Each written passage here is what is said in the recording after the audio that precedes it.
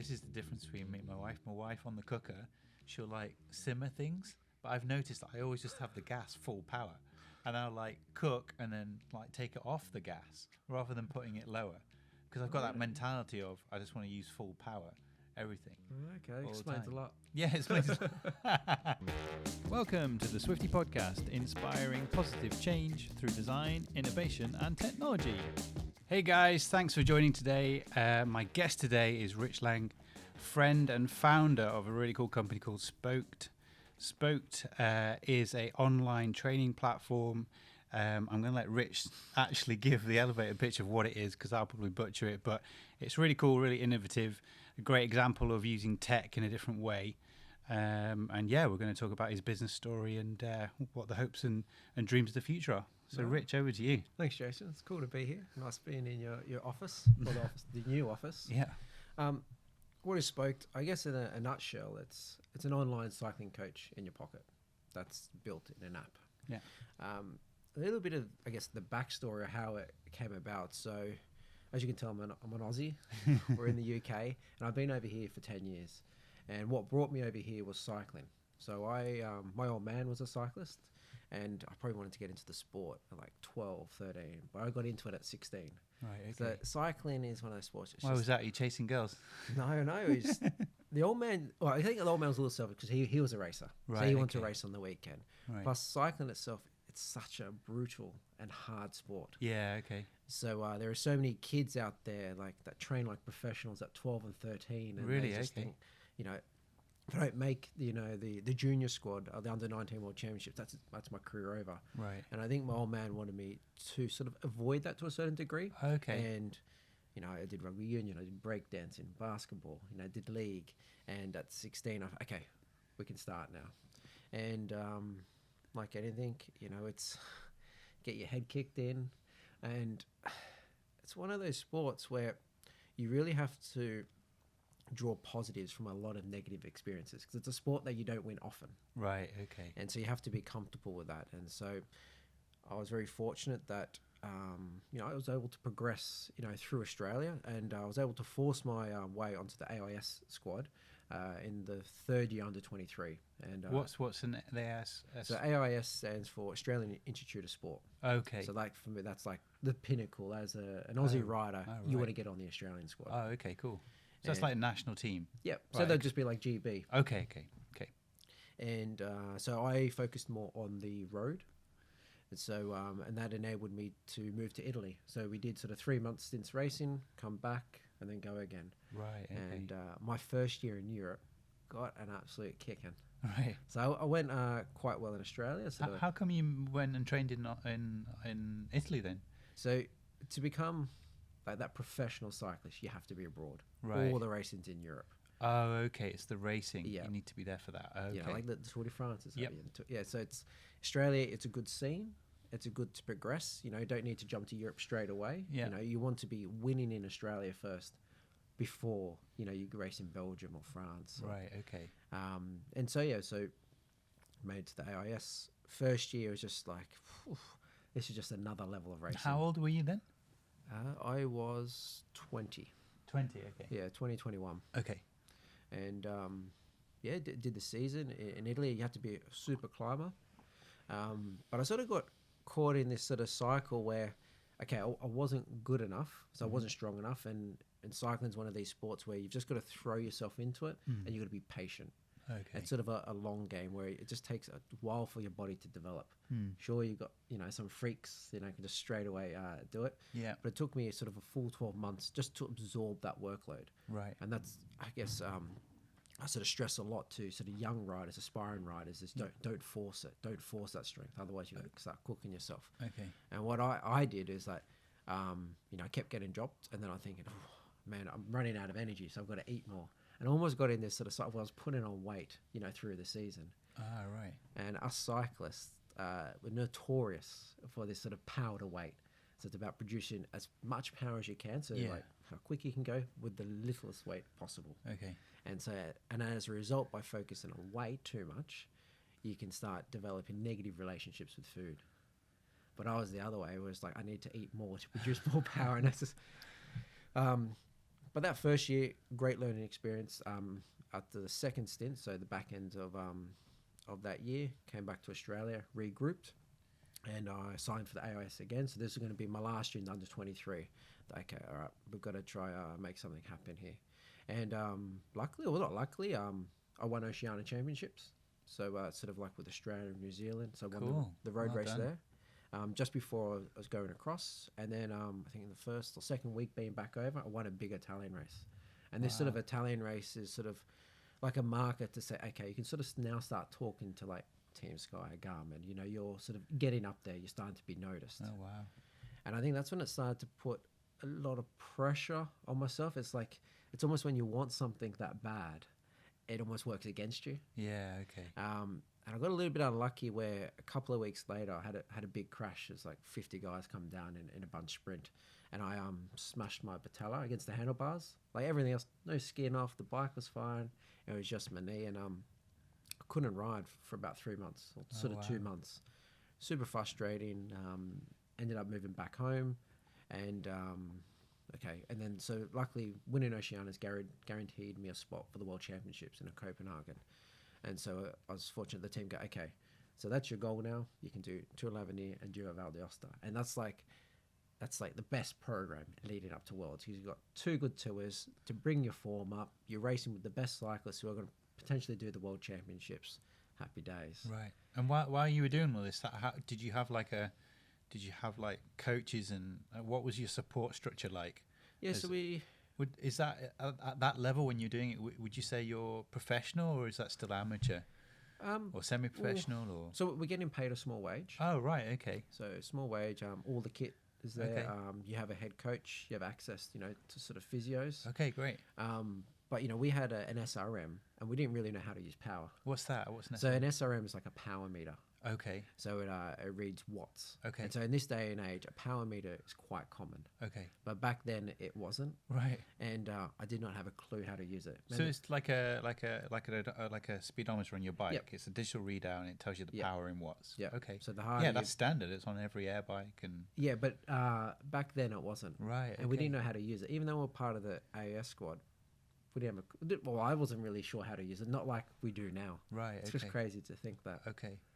And so building up for Worlds, Giro Val d'Aosta, man, that was super hilly. I'm not like a climber. I'm more like just a fast all-rounder. I can get over the hard stuff, but when you start getting like 15K climbs, I'm more sort of second, third group. So I got through the tour. Awesome. Got a top 10 in a stage, and then going for Tour l'Avenir, which is like the under 23 Tour de France. I think the 2 days before, I was like my teeth. I was like, man, what's this? And as the race started, I started to have 2 tooth infections. Oh, no. I don't know if you ever had it before, but it's like just this constant pain, and you can't sleep because it's just throbbing all the time. Oh, shit. So I did the race with that, but it was just more of a number as opposed to trying to do anything. You had 2 tooth infections at the same time. Yeah, because now I've had 2 root canals and 2 crowns. Oh, gosh. And then going into Worlds, mate, the body was just empty. Wow. So it was a bit of a dampener, finishing that year. And how long was there between those 2 races then? Oh, there might only be a couple of weeks at a time. Right, okay. That's not enough for you to recover. No, not properly. Right, okay. But luckily, before I signed with AIS, I was talking with John Herity, who ran Rafa Condor Sharp. Oh, cool. So he's based in Middlewich, it's a UK team. Yeah. And I said, John, I got to do AIS. I can't pass up this opportunity.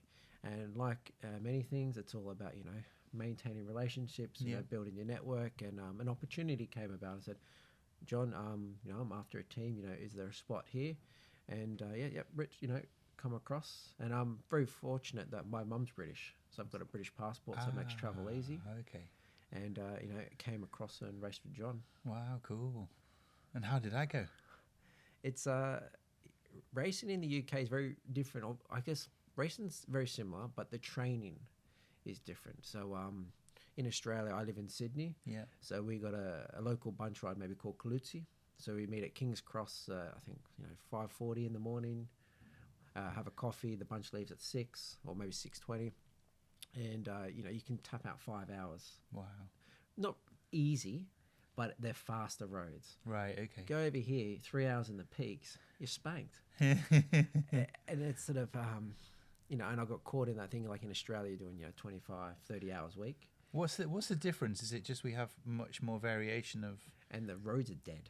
Okay. They just sap your energy. Okay. What do you think that is? Is it the tarmac? Is it? Well, yeah, tarmac, even Right. the climate. Okay. Just generally a bit colder here. Right. A bit soft. Yeah. And so it's almost like that bit of a mental battle where I had, especially in that Right. first year where... To tough it out. Yeah, but it's also, I'm thinking, I'm not training enough. I'm not Okay. doing enough. Okay. Because in Australia, I'd be doing this, but over here, I try doing what I did in Australia, my body would just fall apart. And then you Oh, go back interesting. to recovery mode. So I struggled with that Right. a lot in the first 12 months. And we did some nice races, the Tour Series, Tour of Britain, which was really cool. And looking back now, I didn't realize how big Tour of Britain is. Right. Okay. I just thought, yeah, cool, this is, it's Tour of Britain, awesome. Let's I don't know how stuck in. big it is. How big is it? Well, it's huge. Compared to like the Tour de France? Is it Well, meant to be? it's the Tour de France for the Okay. UK. Okay. Everyone gets out. Yeah. It's for a continental team that we were. So there's three divisions in terms of cycling. Yeah. So you got continental, then you have pro continental, and then world tour. So world Okay. tour is Team Ineos. Yeah. Lotto Top of the Jumbo. top. Yeah. Yeah. Okay. And so there's different tiers of racing Okay. where continental teams can race with the world tour team. So the Tour of Britain is one of those races where the continental teams have the opportunity to race with the big boys. Cool. So you want to prove yourself Yeah. there. Yeah. Okay. Wow. So that was There's not many sports actually, is there, that you can go against the pros, right? no. Not many at all, or even be in the same place as them. So It's even just with training too. Yeah. You can ride the same roads. You can be on the same bunch ride. Just chat along and I bet riding that's together. cool, right? Get some good tips. Yeah, exactly. Wow. And so I was able to. So What age were you then? So I was 23. okay, 23. Okay, it's only a couple of years in from after Italy. Yeah. Okay. But in cycling, it's one of these sports where you've got to turn world tour pro at sort of 18 to 23. Okay. If you don't, you're starting to get a bit late. Okay. Because it's this thing where you need to race to become stronger, and you need to race the top races to just absorb that workload. Yeah. So you need to do it at a relatively young age. Okay. And so I was almost starting to feel the pressure here where, I haven't turned, world tour pro. It's like, when is this going to happen? Am I going to miss the boat? And what's the metric are you measuring? That it's the result, the end result of the race. End where of the day, are, you need your the times. results. Okay. Yeah, you need the results. You put on your CV, and it's also a bit of network. Who you know, and a bit of time sure. in, To like, get like selected everything. and stuff. Yeah. Okay. And then the following year, I rode with Team Rally. Okay. So yeah, sort of similar type of setup, same type of races. But I think this year here is just where I think reflecting back now, mentally wasn't strong enough. Ah, right. Okay. Yeah, just Not necessarily the body then, it was more mentally. Yeah, and the mind is strong. They say cycling is like 60-70% mental, Right. Okay. 30% physical. Just wanted something that bad. It just worked against me. So I overtrain, I underate. You mentally wear yourself out. Right. So it came to the end of the season, I was a heap. Oh no. And I thought, okay, I'm 24 now, maybe one more year, and that's it. And then if not, I'm just going to leave the sport. Right. And I signed with Metal Tech, super team with Andy Swan. And I thought, okay, I'll just do 1 year, and I'll sort of start to dip my toe into other things. I'll start looking outside cycling. So we used to go home every Christmas, Okay. me and my wife, and trained really well. Came back over, and then a couple of sponsorships fell through, and I wasn't going to get a wage. And I think just my head fell. I'm like, no. okay, I'm done. Like, I've given my life to the sport now. I need to start looking elsewhere. Yeah. Because I guess, even from a relationship perspective, my wife's super supportive. It's like, you want to start pulling your weight too. Yeah. So that, okay, all right, I'm done. So it was quite an interesting experience. And I'm sure a lot of sports people, that transition from, being a big fish in a small pond, Yeah. leaving that and almost changing your identity Yeah. and going into the real world. It's quite an intimidating experience. Well, yeah. I mean, if you grow up and you're that heavily entrenched in the sport, that does become you and your personality. That's what people know you for. And it's like you then have to find yourself all over again, right? Especially if you dedicate so much time as you did, obviously, to that sport, trying to get to the pinnacle. Yeah, tough, really tough.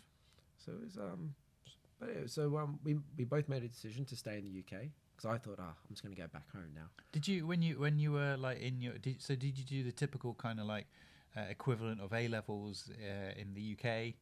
What was your educational trajectory? I did A levels. Yeah. I went to university. Oh, right, okay. I did business marketing, sort of 18, okay. 19, and Okay. I dropped out about a year and a half in. Okay, to train full time. Yeah, to train Okay, full time. okay. So the AIS squad came up. Like, okay, I'm going to do this. Okay. And yeah, so we went to UK, and then after 2 years, I thought, okay, I'm done going back. But the missus who works in advertising, she sort of established herself, and it's not like, all right, babe, let's go back after you've just thrown everything to come back over here. So I gave it a go here. Yeah, okay. And it was quite an interesting experience, that transition. I'm thinking, shit, okay, what am I going to do here? So did my first ever interview at Holland and Barrett. So I was going to work at Holland and Barrett's. Oh, really? And I was going to work at a wine bar in the evening. Oh, right, okay. But like in a retail store? Yeah. Just serving, okay. Mate, I need to make an income. Yeah. I didn't have a degree that I could There's go no into. shame in that, man. You get out and do what you need to do. I've just got to do it. So I went around Ditsby, put all my CVs in. Okay. I was like, I've got to get a job here. And luckily from that, I was able to become a PT. So I start working in a small boutique gym. Oh, right. So I'm really passionate about health and fitness. And from that, I did my level 2, level 3 in PT. And from that opportunity, they sort of said, we want to establish a cycling club. Okay. And so we were at a coffee shop in Ditsbury talking about this cycling club, and this chap named Mark, he came across and he said, look, I don't like this about a club, but I like this. And I said, all right, mate, appreciate your feedback. All right. Didn't think anything of it. And then 2 weeks later, I see this chap again, Mark again, and we just get chatting. And it just goes from there. And he lived up in Ditsbury. Got sort of a group sort of within Bramall, and I started to join sort of their crew. And from that, Mark introduced me to a couple of people, in Chris Fry, and he gave me the opportunity to start building a business community in Manchester that's sort of cycling led. Okay. And So like a business networking kind of cycling kind of community. Okay. Yeah, so the business was called Oat Rouleurs. Okay. It was a business community where we did sort of weekly bunch ride, and enabled me to do corporate events, overseas trips, and a lot of online coaching. Okay. So Cool. starting to building a business then, sort of where it's Sharing not your all- knowledge and yeah, experience. it's not all about you. You've got to Yeah. try and create the experience for other people. Right, okay. While at the same time, I thought, okay, I want to go back to university now too. So loved health and fitness. I thought, let's give nutrition a go. So joined up with MMU, did nutritional sciences. Cool. So I did 1 year of that, and I'm thinking, man, this is science here. Like, I don't know if I'm really interested in the breakdown of a carbohydrate, fat, and protein. And like, what do I really want to do? Like, I want to help people, build habits, the mindset of nutrition, and working just with the general population. Yeah. It's not trying marginal gains. It's Okay. more about, okay, what's your hydration, your Yep. protein. I'm thinking, do I need a degree for that? Right, okay. And the answer is no, you don't. Like, if you want to work with a sports team, you need to do 5-6 years Sure. of study. And then I changed. So I was fortunate enough to get my Australian credits and jumped straight into second year business marketing. Oh, cool. Oh, so you went back to what you originally started.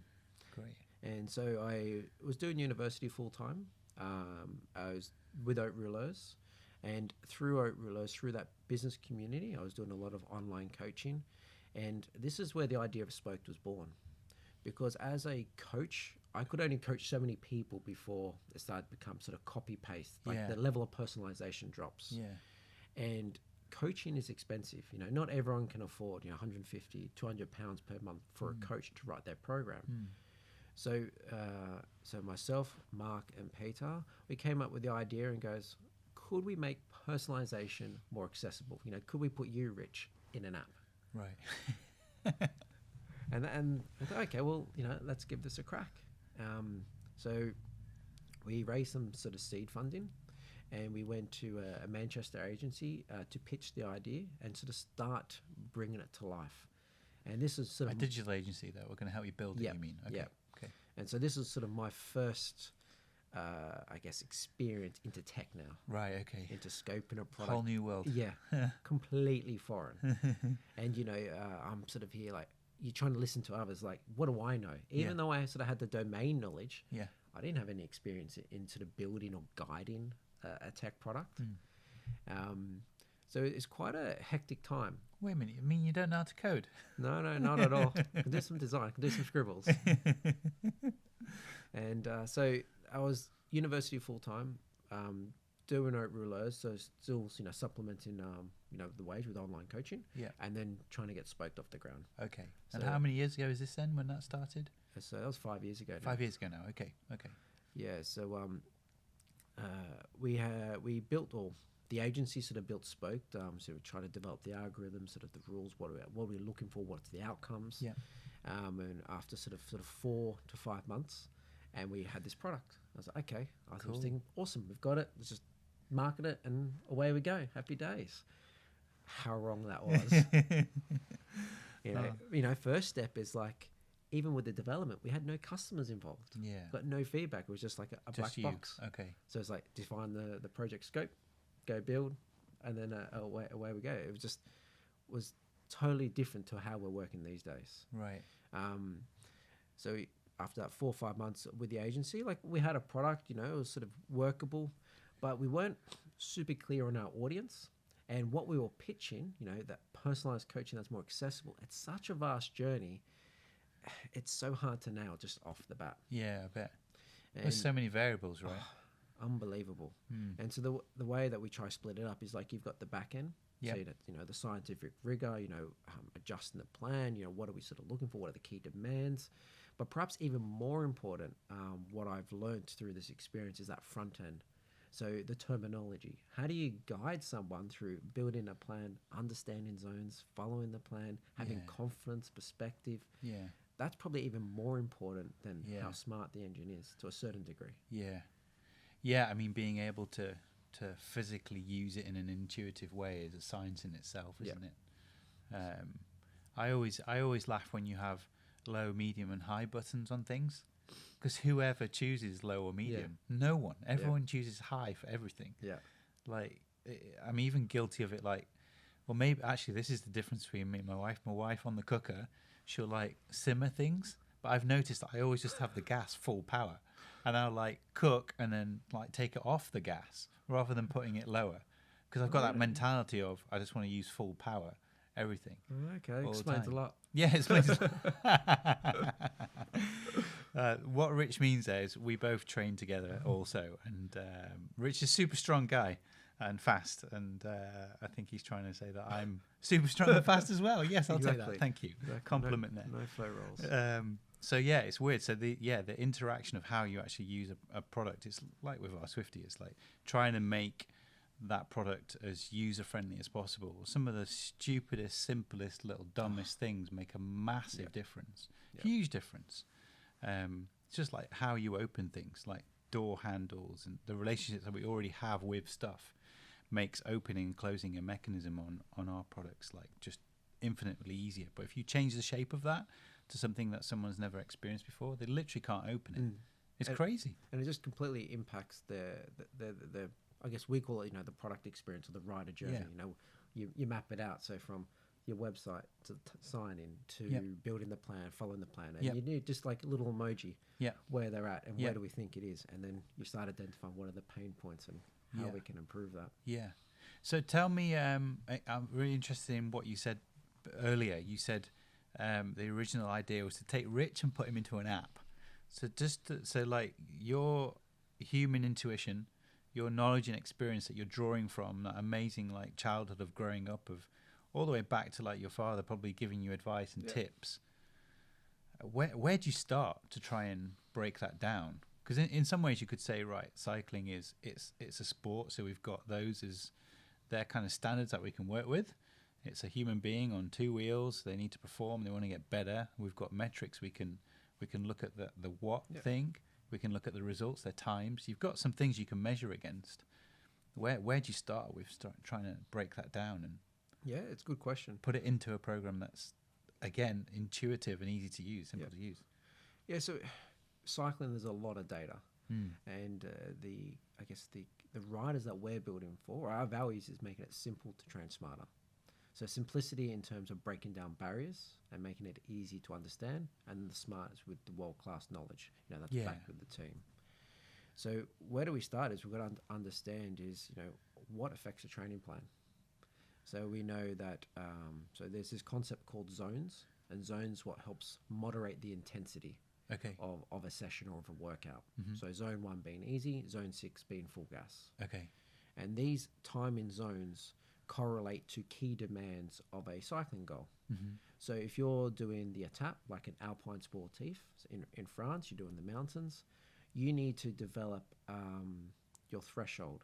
And threshold relates to zone 3, zone 4. So you need to be really efficient in those zones. And so what we do is correlate progress to milestones.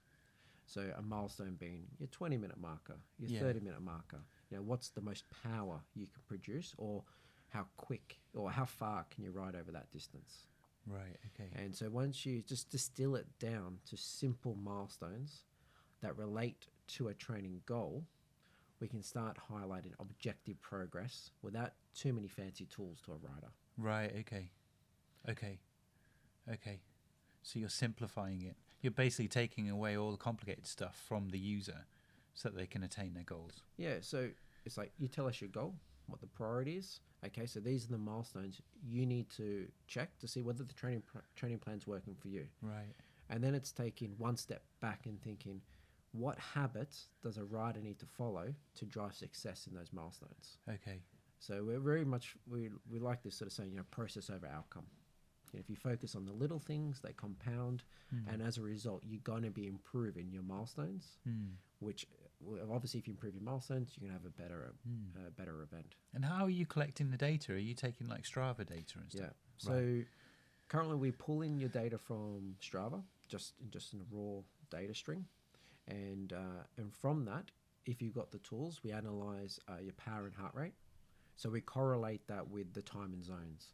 So versus what's planned versus what you actually do. Can Strava measure watts? So you send your data to Strava. Which is if you've got a device that will share it. Yeah, so most people have a cycling computer. A lot of people indoors will have power. It's not maybe as common outdoors.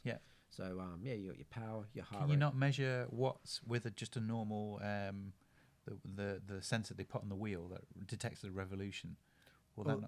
That's speed. That's speed, yeah. There are different ways we can measure power. Some people got like pedals, the cranks, the back hub.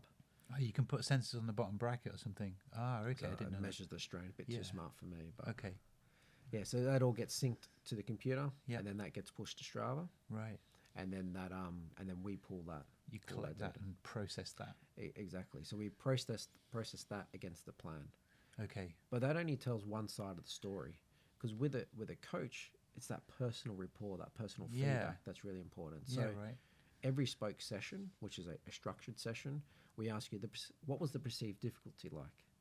So this session may be a 7, and you give it a 10.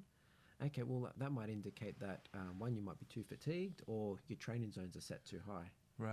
And then we ask you about your sleep, your mental, and your physical freshness. And my I've got the Whoop strap, and that measures strain, and it asks you after every activity, how hard did you think you worked out? I think there's 2 questions. I can't remember now. What does it ask you? Perceived, I think, efficient. BBC difficulty potentially. How hard 2 was this session? How hard was this session, and your performance. How well do you think you performed? That's it. Those 2, and they must be doing something similar, right? They're trying to measure the strain that you had in the activity, which is based on your heart rate, right?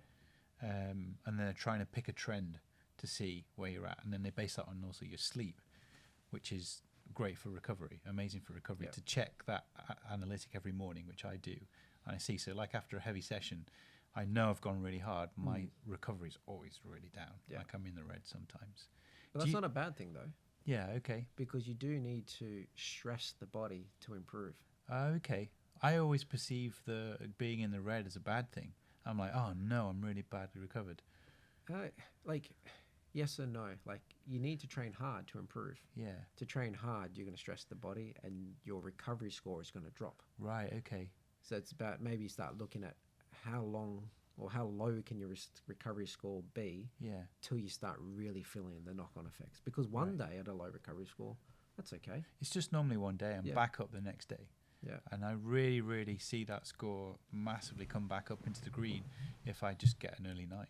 The one thing that it doesn't do, though, is, and I don't know if you do this or you're planning, but combining nutritional data, it seems to be like the missing link at the moment. It'd be really good. I know that's also a massive topic and really complicated, but it would be really good to. I think one day there will be like a complete system that you can probably use that will do everything, right? Oh yeah, like there's already systems out there that measure your glucose. I think so. You wear like a little patch. Okay. Measures your levels. Okay. Like for what we're doing, like nutrition is a common feature asked. Yeah. And it's something that we are exploring. Like the main thing for us, we're not looking to get marginal gains out of a rider. We're just trying to instill like just the foundations of sort of good flexible structure in someone's routine. Yeah. So and good common knowledge, right? Good practice. Yeah. Which is often that's missing in most sports. I mean, I listen to the knees over toes guy. Have you seen him? He does like he was on Joe Rogan's podcast the other day. And I was listening to him, and he's like all about how to protect your knees, and he's got all these really fabulous new exercises that he does, and he clearly has results. I mean, the guy's had multiple knee operations, and the stuff he can do is amazing. But it's so surprising that like just those really simple things that he does isn't common knowledge. Yeah. And he says that in the podcast, and there's so many different topics like that, and so many little nuggets of really good information that most people just don't know, because information is just gone, isn't it? On the feed, it's rapidly gone. So just being able to build out that library of knowledge and your experience and share that is probably invaluable to a lot of people to actually just have any kind of gain. Oh, 100%. And it's like there's a sort of an insight where I think we take it for granted for how much we know. Right. And so there's something in Spoke that we're trying to build is really sort of focus on the community. Yeah. So I'm a big believer on that. Okay. And it's about helping other people level up. So, in cycling, yes, there's nice to become fitter on the bike, but there's another element of improving your knowledge base. Yeah. So, because cycling is more than just throwing your leg over the bike and away you go. So if you know how to fuel correctly, you know how to dress the right way, corner, climb, change your gears, it makes you a more confident a rider, and it requires no extra effort at all. Yeah, yeah. And so I'm looking at ways of how do we connect riders together and level up collectively, because yes, I've done these things in Europe, but someone doing their first, or maybe moving from a mountain bike to a road bike, someone who's just done that a couple of months ago will definitely be more relatable to someone doing that same journey now than Geraint Thomas telling them what to do. Right. Okay. So that's what we're sort of thinking. How do we connect riders who are following a similar rider journey? Okay. And what you're encouraging them to talk to each other and speak? So it's like a proper community. Yeah. So we're building the community on Discord. Okay. So you can sign up to the app, and I'm trying to direct everyone on there. Okay. And this week we did like a thing called Spoke Hours. Cool. And so it's where I dial in, and I sort of show we're very transparent in the way that we build things. And say, okay, this is what's coming in for this February release. So we're working on dark mode and a new plan report. Cool. And then this is what's coming up, and we sort of get the feedback back and forth. So does it generate like monthly reports and stuff of your performance? Yeah. Or whatever, quarterly or weekly? Yeah, so you get a post-session sort of performance. So cool. So we give you a guide in terms of your ride effort. Right. And also how closely did you follow the plan. And then it's just, your simple ride stats and your health stats. Okay, so take me through it. Let's say I'm about to go out on a ride. Have I pre-selected the route on the app and told and like selected some goals and achievements that I want to attain for that particular ride? Yeah, so I guess the way that it works is so you think I've got a plan builder. Yeah. So you select what your goal is. Okay. So that's either an event base. So it's like you got a sportif, you got a time trial, you got a road race, or you're working on performance. So this could be I want to work on my 20-minute value. I want to get faster up climbs. I want to beat my mates. Or I'm just getting back into it. Right. Or couch to 50K. Okay. And then it's about setting when can you train during the week, so you're in control. Okay. So you might go Monday, I've got half an hour. Wednesday, I've got an hour. And then Sunday, I'm going to go ride with my mates. So we have a concept in there called a free ride. And so you set that. You set in your values, so whether you're trained by power, heart rate, or feel. And then the last question we ask is, how ready are you to start? So you're physical and mental. And then what that may do is might bring in a recovery week. Right. And so then you're greeted with a 7-day plan. So you get your new plan every 7 days. Oh, cool. And so you click on the day that you could train. And on that, if you're training with power and heart rate, which most people are, it's broken down into zones. So it's like you need to do your warm-up. Yep. You need to do 5-minute zone 3, 5-minute zone 4, 5-minute zone 2, repeat 3 times. Wow. And so what you can do is you can push that into your into Training Peaks or into Garmin, and you can ride that in Swift or wherever you do your sessions. Right. Okay. Wow, that sounds really cool. What stories have you got from users then? Have you got any really cool stories from users that are like making those gains or hitting the targets and achievements? Yeah, it's when you receive those positive emails, or it's really cool. It's like, cause sometimes motivation is low when you receive them. But on the call this Tuesday, we had a lady on there, Catherine from the States, and she described herself as the COVID couch. She's a non-cyclist, and she's training this year for a 70-mile trail run, cool. trail ride. Okay. I thought that's awesome. Amazing. Yeah. Wow. And then we have other riders, going for time trials and then breaking their PBs. Okay. But like the top end results are nice, but I'm always just trying to focus on that process. Getting the enjoyment. Enjoying your cycling, being consistent. Because cycling is a long game. Yeah. So there's so many training plans out there that build you up quickly, and then you fall off a cliff. Okay. Yeah. So we're trying to build sort of sustainable habits here. I think that's super important. I Gav as well. Yeah. Gav's a personal trainer, a strength and conditioning coach that I see him every week, and a lot of the stuff that I do with him it's all about a sustainable program that I can carry on doing, and especially at my age, it takes ages to put on muscle. And I mean, I've been working with him for over a year now, and we're making progress. Really? But tell. it's over. I'm sure it's a year now. I started in lockdown, and he's. I like doing it because I do a 6-week block with him. I pay for the subscription to do that, and then it's like that's in the diary every week. Yeah. It's a commitment, and then I go, and I'm doing it really to put on a bit of muscle, but also just really keep on top of my form as I'm in my early 40s now, and I know it starts to drop off then. But the whole idea is, can I come up with a program that is really sustainable? And that hour that I do with him, it's all stuff that I can do also at home on my own. And I really believe in that, because before, when I was training on my own, I was an idiot. I'd be really sore. Like DOMS was terrible for days afterwards, and that's just because I was just going hell for leather, doing a really heavy, long session to get it in, thinking that's better. But it's not. You're just breaking down your body really badly, and it's taking way longer to recover. So, on the whole, you train less. Yeah. And it's not smart. So, on the front page of your website, you've got in a massive smarter, train smarter. And I think that is the new concept, isn't it? To train better and smarter. And I mean, you go to the gym still, when you're in your 20s or younger, you can get away with it, but you can't when you get a bit older. And I guess some of your clientele who are in the business community and are older, they also need to train smarter because they've got limited time and resources. So anything that can help and aid that, I think you'll automatically by default get results, because you're setting all your ducks up to actually have a result. Yeah, it's just maximizing the limited time that you have. Yeah. So so you started 5 years ago.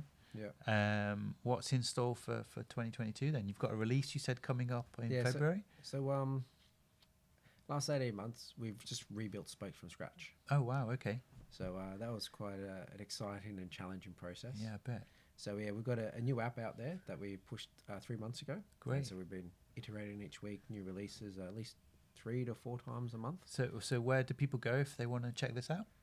Spoked.ai. Okay. And you can find us in the App Store, Google and Apple. Just Google. I'll just search SPOKED. Yeah, we'll put links at the bottom of the video as well. And you're on Instagram and you're on Twitter. You're on all of them, I guess. Yeah. So Spoked HQ for all of them. Okay. But myself, I'm just trying to maybe just stick to Twitter. So it's just Rich J Lang. Okay, cool. But in terms of goals for 2022, I think one is to continue growth from a B2C perspective. Yeah. So it's about getting more riders on the platform. So raising awareness of the brand.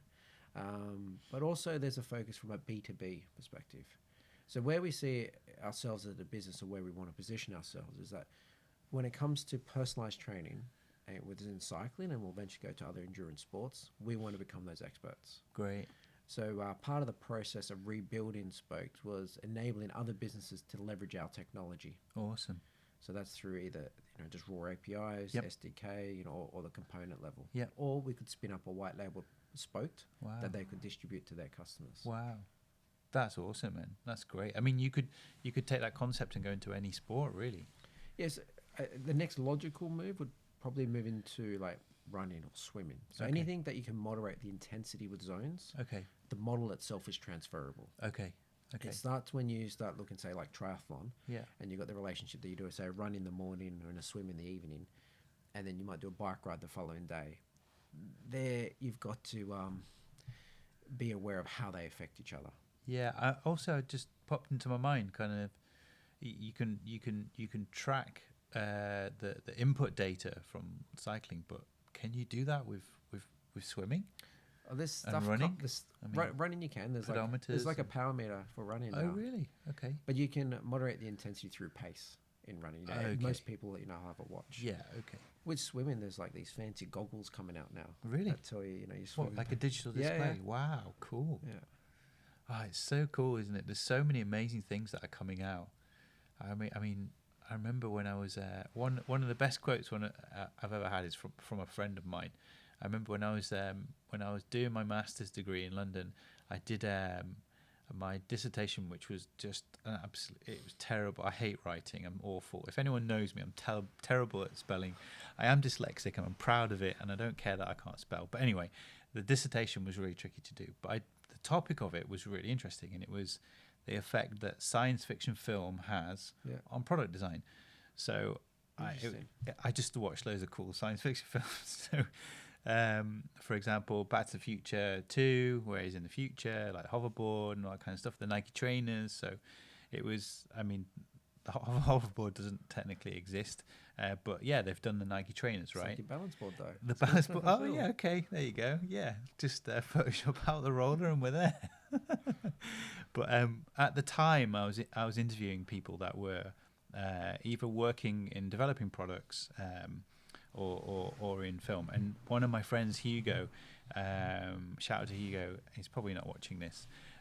He's too smart and intelligent to do so. But he is an amazing engineer and designer, and he was part of a robotic company, and they made the very first dexterous hand in the world. And they've sold them to NASA and stuff.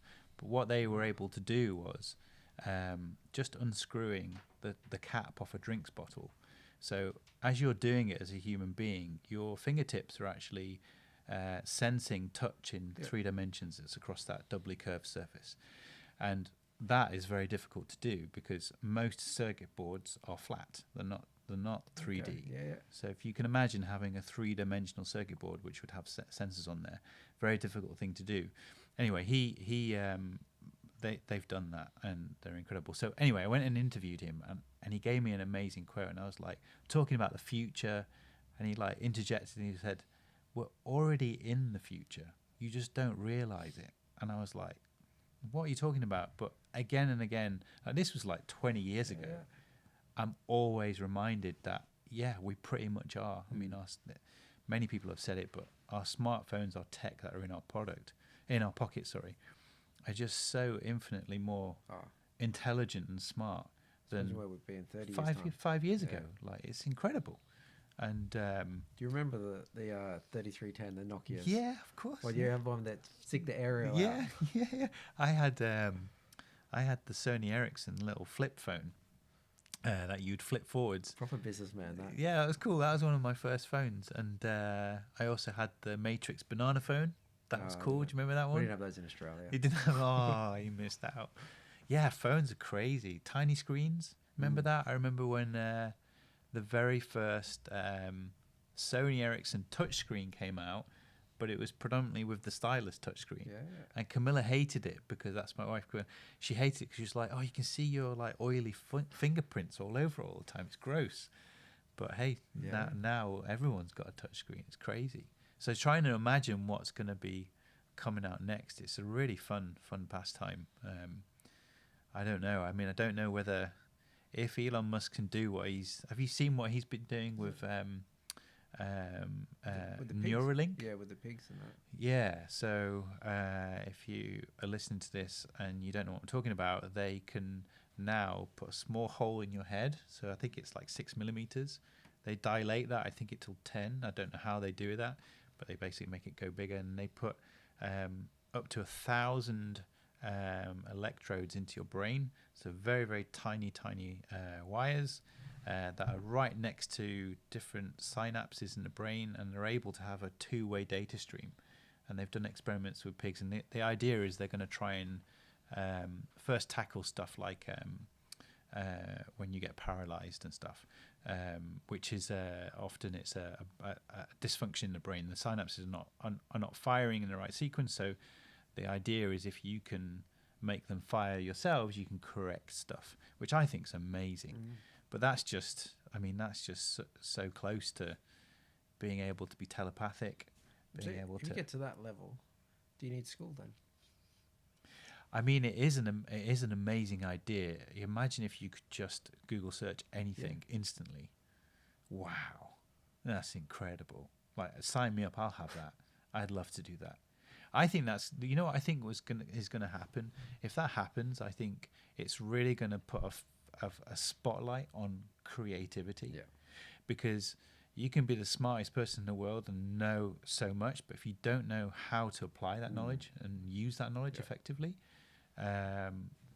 it's nothing. It's just like a dictionary that's sat on the shelf. It can't do anything. So I think actually maybe my hope is that it'll enhance what we can do. Yeah. It won't be detrimental, which, you know, the dystopian idea of machines taking over the world. I don't think so. I think we still don't know what consciousness is. We're no nearer. I mean, all of the recent discoveries in like subatomic particles, etc. Like, there's no new discoveries in the last 50 years. Smart for me, mate. There's no new discoveries there. Everything that's been discovered has already been discovered, and we're not progressing in that field. And I think being able to access infinite knowledge straight away. Oh wow, that'd be amazing, absolutely amazing. But I think, like you said, it comes down to the application. Yeah. Like, I'm just reflecting to what we're doing at Spoke. Like, all the information's there online. Yeah. Yet you got this sense of overwhelmment. Yeah. You know, how do you apply that to the bike or to your training? It's a little bit like business, right? How many people have you met today that have said, "Oh, I had that idea"? There's so many, right? So many naysayers, and so it's like, well, what did you do with it? Yeah. And that's the same. It's like creativity in hand with ambition and drive. Yeah, is what delivers results. Yeah. Not just creativity. There's plenty of artists out there that are amazing artists and can create, but they've never gone anywhere because they've not had the ambition to create those personal relationships, go out there and sell it. Yeah, put yourself out there, the grit, determination. Yeah, they're all such important qualities, and it's not easy building a business, but they're sharing those stories is that's one of the great things about this podcast, is just trying to delve a little bit deeper and have just a nice civilized conversation and share those stories, because there are a lot of people who are on the edge of trying to start something, but they're maybe not quite brave enough, or not quite dumb enough, ignorant enough. It's a little bit of that, isn't it? Yeah, totally. Yeah. I mean, if you were to start again, knowing what you know now, do you think you would start doing it again? Let's do a Control Z. Yeah, 100%. 5 years ago. Yeah, 100%. Why not? It's what I'm very fortunate to do what I do because I'm passionate about it. Yeah.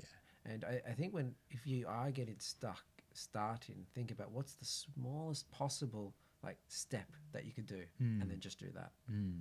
Yeah. I think it's like James Clear from Atomic Habits has like this sort of saying, just do 10 minutes. Right. Or okay. just do the first step. So if you're going for a run, just put your shoes on. Yeah. Or just put your shorts on. That's it. Yeah. And if you can do that, you'll most likely put your shoes on. And then you go for a little walk. And then before you know it, you're running. Yeah, it's like that feeling before training, right? If you've had a hard day, a tired day, and you're like, that little gremlin crawls in and it's like, oh, just go home, have a night off. I shut that guy out straight away. I'm like, no, I don't let my mind think about it. And then before you know it, you've turned up, you're there, you've got your shoes on, and you're doing it. And that's like creating a neural pathway in your brain, because we are infinitely driven by habit, aren't we? If you can change that habit to do that, then it becomes so much easier. And I think most people who get stuck, they have just not got the experience in changing that habit. Because once you change the habit once, you realize it's possible. You're like, oh yeah, I did it, great. And that then becomes really addictive. And it's like, oh, well, what else can I change? And then you change and you change and you change. And I think that's a little bit like business, you know. I mean, it feels like a weekly basis. There's like that heart-stopping moment where something goes wrong or right, and you're like, oh no. And I think in my earlier days, like maybe 10 years ago, let's say, you know, I do remember moments where you'd have beads of sweat, like instantly on the brow, going, oh no, I've screwed up, or I didn't remember this, or that guy's let me down, and that doesn't happen anymore, because it's like, I've been there before. I can rely on me to solve it, and that's a really important thing to know. Have you got any stories you want to share about business, or any advice for our listeners? I read a good quote the other day. Was it, worry is the misuse of imagination? Yeah, that's cool. I like that. Like, it's also that another analogy is like, you don't put yourself in hospital before you're sick. Yeah, that's cool. Huh. Who wrote that? If you Google it, it'll come up. The author will come up straight away. I Okay. definitely didn't come up with that. Do you do much kind of like outsource kind of reading or inspiration? I think do you have like a stream of stuff where you get advice from, or? I listen to like a lot of podcasts. Yeah, but more like product related. Okay. Like what? What's your go-to? Well, I've just sort of listen to other people who are doing a similar journey to what I'm doing. Cool. Yeah. Do you have many competitors that are doing what Spokes do? It depends how you define it as a competitor. Yeah. Like, people know Swift. Yeah. But I wouldn't define them as a competitor per se. Yeah. There are other apps doing what we're doing, but I think it's all like sort of smoke and mirrors. Like, we're transparent in that this is our approach to personalized training. Yeah. This is the scientific stuff. Yeah. But I can't read what they do. Yeah, like Sinatra said, do it your way. That's the key, really. And to be honest, I don't really look at them because I didn't even get a lot of inspiration from the cycling world. Right. When I'm looking at products, I'm more looking at, like, you know, maybe what Notion does, what Basecamp do, maybe sort of a bit of Google, sort of Apple, as opposed to like another cycling app. Yeah. Because otherwise, you just like you're copying everyone else. Yeah, and you go down you're worrying, right? You kind of going down, oh no, they're doing this now, and then you're following. Yeah. You got to lead. Yeah. You have to lead 100%. Yeah, I think ignorance is bliss. Sometimes it really is. And that's a real discipline, actually. It's a real discipline not to look and judge yourself compared to the other companies that are doing something similar. And just like reflecting back, like, so we've had a time where it's like 18 months. And it was just myself and Lee building the business. So Lee was the developer. Okay. And it's just us two in the trenches, trying to build Spoked. Wow. Such a vast journey, you know, trying to do the distribution, the product, the social, trying to build the community. And, you know, you're on the support emails, and I'll try to reply like 9:30 at night, 10 o'clock at night. Yeah. Like, if I know we don't have the best product because we just don't have the resources, I know we can deliver the best customer service. Yeah. Okay. Because I know no one's going to say, "Oh, I wish that customer service was a bit worse." Yeah. So so if I can support the customers with prompt answers, honest, like that, being that human, Yeah. that's something that we want to carry through, no matter Yeah. what size that we reach. Yeah, it's hard to scale that. Yeah, we've like, I do the same. Like, we answer all the customers, and it is a big job to do. And the guys that are working here that help out with that, like, it takes quite a long time to work with them and kind of train them up in terms of how we approach that, and having that very open and honest and transparent customer service is so important, because I think it's really rare. Yeah. It's super rare. The amount of companies that just don't answer email. Like, there's loads of companies where you go on the website, there's no telephone number, and then you send an email and you never get a response, and they somehow think that that's... Well, isn't there a newspaper? To sign up, super easy. It's like one click. But to cancel, you need to call them. Right, okay. And then they never answer up. Oh, it's infuriating, isn't it? Terrible. Those little tricks, I don't think they win. I don't think they get anywhere in the end. Dark arts. I don't think they do. I think it comes back and haunts them. Yeah. I really do. Short-term gain. And then you lose people forever, because people are just getting too smart to it. Yeah, 100%. So having that honesty and openness is, because it's refreshing. We get it all the time. It's like, even just our Trustpilot reviews, like, most of the time people are like, oh, it's so nice to actually talk to someone on the phone.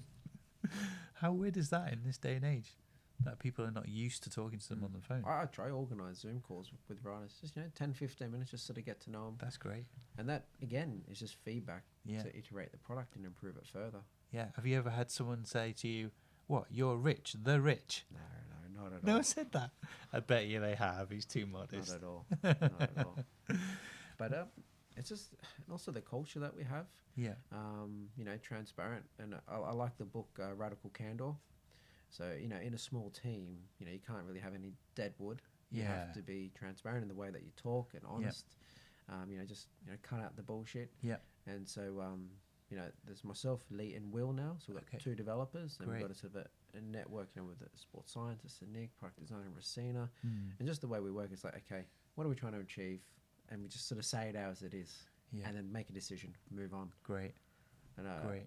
I like that. I'm always interested in, like, the sort of the systems, because you don't want to, like, have a system where it's almost like you need another system to manage that system. What do you mean by system? Well, just the way that we work with the developers. Okay. So, yes, I need to be involved in product, but I also need to be working on sales, Right, and, okay. and marketing. Okay. And I don't want to be too tied in there. So it's like, how do we scope the next release? How do I can just look for 10 seconds and understand where we're at? Yeah. Okay. So it's getting those systems in place I where see. it's a bit of accountability. So, we just have a daily stand-up, and that's it. So daily stand-up, we set a product, an overall project. So in terms of what's the objective, and the key results, and that's Wow. it. That sounds way more organised than we are. That's great. What's this daily stand-up then? What's that then? You It's kind of just- stand up and say to the other guys well, what at the you've been moment, doing? it's a Zoom or- chat. Okay. And it's a bit of a sort of a social element. Yeah. I'm not one for, like, lots of meetings, because it just ruins the time, and especially as a developer. Yeah. Most of them are introverts. They don't want to be on the phone. Yeah. They just need to get on with it. Exactly. So it's like daily stand-up is just trying to understand, what did we get up to yesterday? Yep. Just super high level. Are there any blockers happening today? Yep. And then, what's the objective for today? Right. Okay. And then just away you go. That's great. And so we're all accountable to each other. I don't really sort of set their workload. I just say, okay, what are we trying to build here? This is sort of the features coming from the writers. Yep. We sort of prioritize it together. Yep.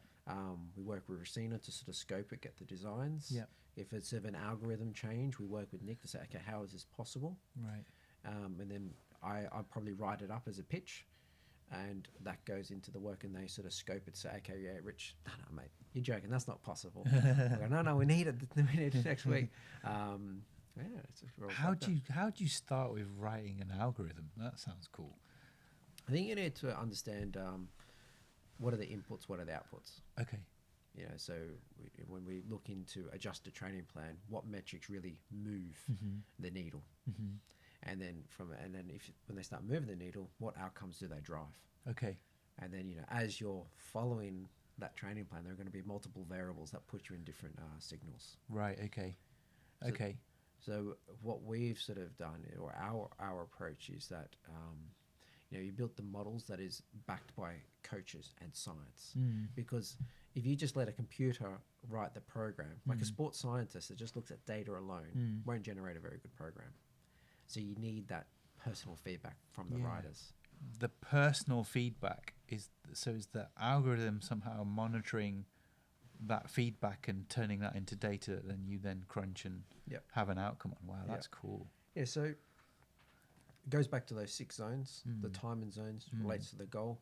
And if you start, say, overriding zone 6, so too much intensity, that's going to have a different impact than overriding too much endurance work. Right. And so that will either scale up or scale down your workload. Right. One based on your timing zones, the perceived difficulty, sleep, mental and physical freshness. So it's a sort of a combination of the lot. Wow. And then it's about using that data that it drives the outcomes and then sense checking, is it moving the right way? Right. And then you can start, or what's starting to is identify trends based on the age of the rider, male or female, what goal, how often do they train, and what outcomes did they achieve if they followed X, Y, and Z, and start driving back to similar people on a similar path. Okay. The way that I always imagine an algorithm, it's a little bit like, in 2001: Space Odyssey with Hal with the red eye. I always imagine it's like something like that, and it's like some supercomputer. But is it more like? Cause I honestly don't really. I've never really delved too much into it. But it's such a buzzword. But in a very simplistic way, is it a little bit like just a really complex flow diagram? To a certain degree, yeah. And which is obviously built in code, so that it can actually take the input and then it produces all the different outputs. Yeah. Right. Cool. And then the next step, is what we're looking at is done. How does it learn? Yeah. It's that sort of trend analysis. Yeah. So you're trying to put the person on the right path. Yeah. For them. Yeah. Okay. So you just need bigger and bigger sample data, and it'll get better and better and better, right? As an algorithm. Like we've got a really good data set already. Yeah. Especially when you're looking more at the plan versus actual. Okay. And then it's like, as a coach, it's like, did that outcome arrive the right way? Right. Okay. And then it's trying to tweak the engine to make sure that we want the right outcome for that rider. Okay. Wow, it's so cool. I mean, what's possible is amazing. I mean, we've got an electric scooter, but some of the other stuff that's coming out now in the scooter world is nuts. Like Scooter. Oh, say again. Hover scooter. Hover scooter. No, I was going to talk really about like AI and stuff like that, because there are some brands now that are doing stuff like it'll do automatic sensing if you have an accident. Okay. A lot of the car tech is being moved into smaller vehicles, and it seems like the barrier to entry to have that tech is coming lower and lower and lower.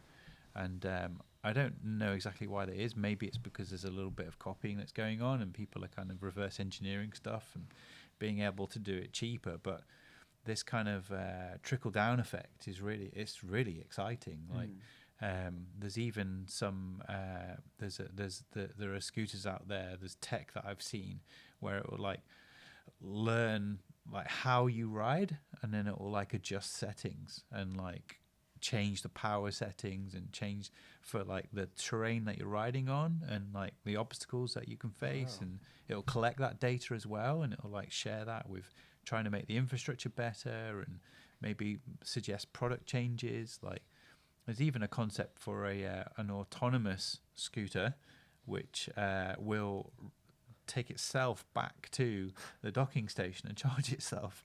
How possible that is, I don't know, because a scooter with 2 wheels, it's going to fall over, but and be pretty annoying if it's coming down the road, right?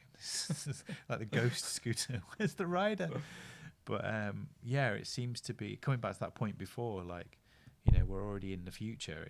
There's so much cool stuff on the horizon that's there, and this kind of symbiosis of human and tech is getting closer and closer and closer, isn't it? But again, I think for us, it's like, yes, you can have the smartest engine in the world, but it needs to be usable. Yeah, which point at the incredible need for human beings, because the machines aren't smart on their own. They need us. So that's one hope Yeah. for the dystopians out there, is that we'll still be around because the machines need us. Cool. Well, thanks for coming over, Rich. We've talked about loads of cool things. Is there anything else you want to tell the audience to promote what you're doing? Is there any links or anything that we've not covered? I think we've said the URL. We've put the links below. Yeah. Check out what Rich is doing with Spoked. If you need a digital training partner, he's the man. And yeah, give him a like and a follow. Thanks for coming in, man. It's been awesome. No, thank you, Jason. All right, cool. Pleasure. Take care, mate.